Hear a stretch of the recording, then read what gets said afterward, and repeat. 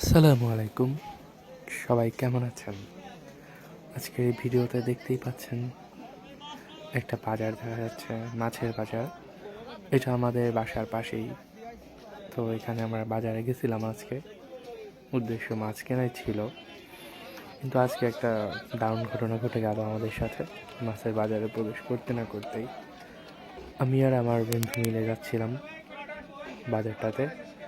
তো ও বাসা থেকে টাকা নিয়ে বের হয়েছে, তো আমাকে সেটা বললো।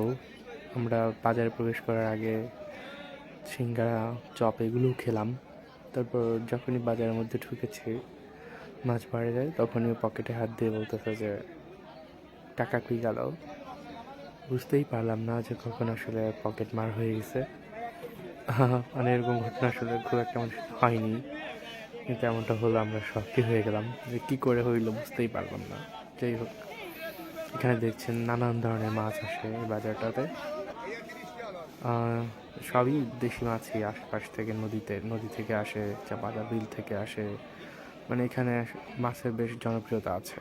তো আমরাও গেছিলাম, পরে অবশ্য কিনেছি, একজন থেকে ধার নিয়ে পরে মাছ কিনে ফেরা হয়েছে। তো সেটাই আপনাদেরকে একটু দেখাইলাম। ভালো থাকবেন সবাই।